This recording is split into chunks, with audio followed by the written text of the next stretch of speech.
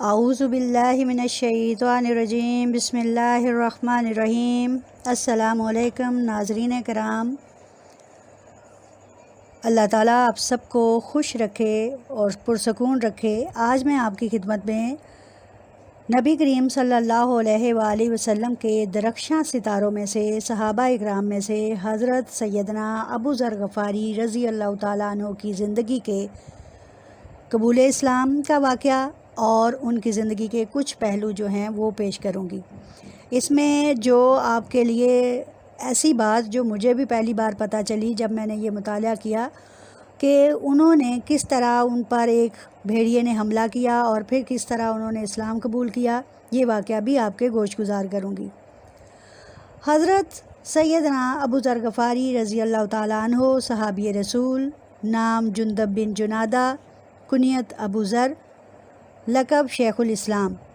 قبیلہ بنو غفار سے تھے، جن کا پیشہ راہزنی تھا۔ راہزنی کا مطلب ہوتا ہے قافلوں کو لوٹنے والے۔ ابتدا میں آپ نے بھی یہی آبائی پیشہ اختیار کیے رکھا، لیکن جب حضور اکرم صلی اللہ علیہ وآلہ وسلم کی بعثت کی خبر سنی تو مکے آ کر اسلام قبول کر لیا۔ ان کے واقعے کا ذکر کرنے سے پہلے ان کی زندگی کے کچھ اور اجمالی پہلو، جیسے آپ بہت ہی عظیم المرتبت محدثین میں شمار ہوتے ہیں، آپ سے بے شمار احادیث مروی ہیں، بڑے ہی قناعت پسند اور سادہ مزاج کے تھے، مال و زر کے معاملے میں قلندرانہ مسلک رکھتے تھے، یعنی کہ درویش آدمی تھے۔ آپ کے قبول اسلام کا واقعہ کچھ اس طرح ہے کہ حضرت ابو ذر رضی اللہ تعالیٰ عنہ نے مقام بطن مرو میں رہائش اختیار فرمائی، اور ایک روز بکریاں چرا رہے تھے کہ اچانک ایک بھیڑیا نمودار ہوا اور اس نے آپ رضی اللہ تعالیٰ عنہ کے داہنی طرف حملہ کر دیا۔ معذرت، جناب ابو ذر رضی اللہ تعالیٰ عنہ نے اپنے عصا سے اسے بگھایا اور غصے میں فرمایا، میں نے تجھ سے زیادہ خبیث برا بھیڑیا آج تک نہیں دیکھا۔ باعجاز خداوند، کیا ہوا کہ اللہ تعالیٰ نے بھیڑیے کو قوت گویائی بخشی اور اس نے کہا، خدا کی قسم مجھ سے کہیں زیادہ بدتر اہل مکہ ہیں کہ جن پر ایک نبی مبعوث ہوئے جو انہیں دروغ گوئی سے منع کرتے ہیں، جو انہیں حق کے کلمات سناتے ہیں، لیکن وہ ان کے حق کے کلمات پر ناسزا آوازیں کستے ہیں، ان کو برا بھلا کہتے ہیں۔ چنانچہ یہ باتیں سننا تھیں کہ حضرت ابو ذر غفاری رضی اللہ تعالیٰ عنہ کی دلی کیفیت تبدیل ہوئی اور ان کے اندر جذبہ حق جو ہے وہ بیدار ہوا، اور انہوں نے بلا تاخیر اپنے بھائی حضرت انیس رضی اللہ تعالیٰ عنہ کو مکہ کی طرف روانہ کیا اور کہا کہ مجھے ان کے بارے میں پوری مکمل تفصیلات چاہیے کہ جنہوں نے رسالت کا دعویٰ کیا ہے۔ چنانچہ وہ مکہ پہنچا، اس نے آپ صلی اللہ علیہ وآلہ وسلم کو دیکھا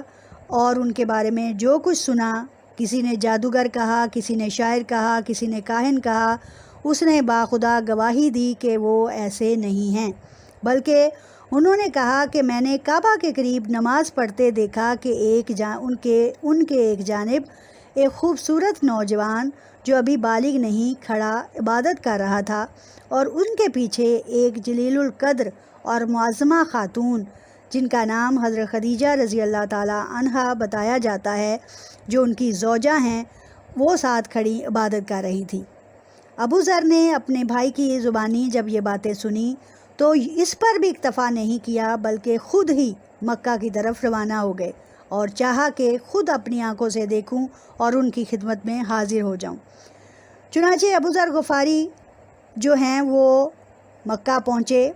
اور وہاں 2-3 دن ان کی تلاش کے بعد حضرت جناب علی رضی اللہ تعالیٰ عنہ کو وہ شخص، ایک اجنبی شخص دکھائی دیا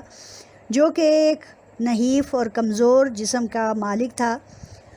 حضرت علی رضی اللہ تعالیٰ عنہ انہیں لے کر اپنے گھر گئے، 3 دن مہمان رکھا، یہاں تک کہ اس شخص نے آپ صلی اللہ علیہ وآلہ وسلم کا پتہ پوچھا۔ حضرت علی رضی اللہ تعالیٰ عنہ حضرت ابو ذر غفاری کو ہمراہ لیے آپ صلی اللہ علیہ وآلہ وسلم کی خدمت میں حاضر ہوئے۔ اور جیسے ہی ناظرین کرام آپ صلی اللہ علیہ وآلہ وسلم کی نظر ان پر پڑتی ہے تو آپ صلی اللہ علیہ وآلہ وسلم نے ان کے بارے میں کیا فرمایا؟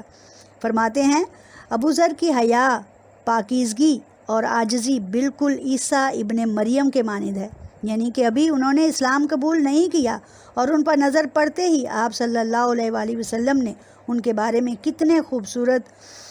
جو صفات ہیں ان کا ذکر کرتے ہوئے ان کو حضرت عیسیٰ ابن مریم کے مانند قرار دیا۔ حضرت ابو ذر غفاری رضی اللہ تعالیٰ عنہ نے نبی کریم صلی اللہ علیہ وآلہ وسلم کی خدمت میں حاضر ہو کر جب اسلام قبول کر لیا تو یہ وقت اسلام پر بڑا کڑا اور خطرناک تھا اور بہت ہی سختی کا مقام تھا، اور حضرت محمد صلی اللہ علیہ وآلہ وسلم نے ابو ذر سے کہا کہ ابو ذر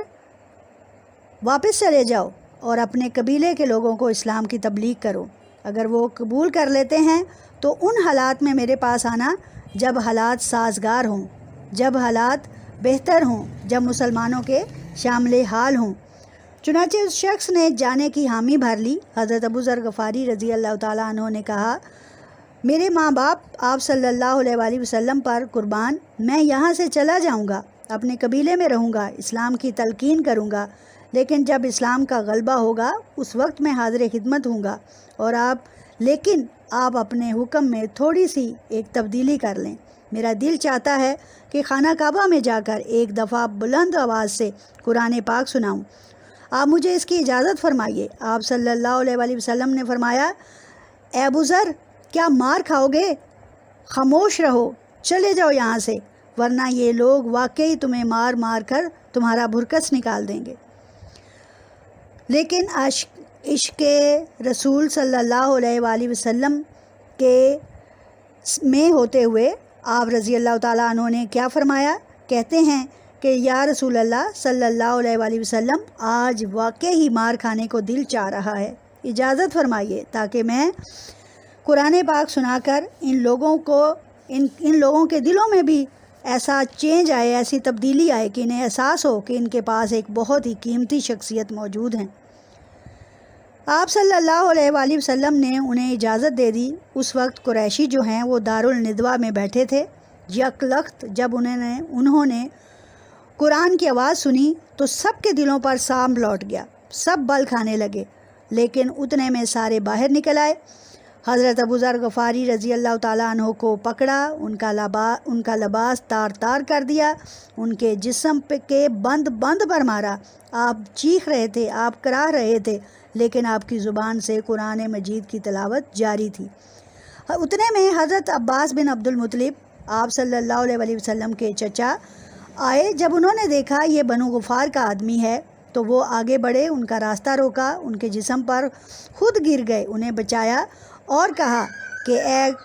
اہل مکہ، باز آ جاؤ، یہ قبیلہ غفار سے ہے، اگر تمہاری تجارت جو ملک شام کی طرف ہوتی ہے اس کے لیے تمہیں غفار سے گزرنا پڑتا ہے، اور اگر غفار والوں کو پتہ چل گیا کہ تم نے ان کے شخص کے ساتھ یہ حال کیا ہے تو وہ تمہیں کبھی نہ چھوڑیں گے۔ اس طرح وہ لوگ باز آئے اور آپ صلی اللہ علیہ وآلہ وسلم کی خدمت میں حضرت ابو ذر غفاری کو پیش کر دیا گیا، لیکن ابھی بھی ان کے دل میں یہ چاہت تھی کہ یہ اپنی جان گنوا دیں لیکن اسلام اور قرآن پاک کی تعلیم ان تک پہنچا دیں۔ آپ صلی اللہ علیہ وآلہ وسلم کو اپنے اس ستارے پر بہت فخر حاصل ہے۔ آپ صلی اللہ علیہ وآلہ وسلم نے حضرت ابو ذر غفاری کے ساتھ آپ صلی اللہ علیہ وآلہ وسلم کی بہت قربت رہی۔ قرآن کے الفاظ، لہجہ عربی اور دل ایمان سے معمور اور فضا میں قرآن کی آواز بلند کرنے والے اس شخص کے لیے آپ صلی اللہ علیہ وآلہ وسلم کے جو جذبات تھے وہ یقیناً خاص تھے۔ اللہ تعالیٰ ہمیں بھی نبی کریم صلی اللہ علیہ وآلہ وسلم کے صحاب کی طرح خوبصورت زندگی گزارنے کی توفیق عطا فرمائے، اور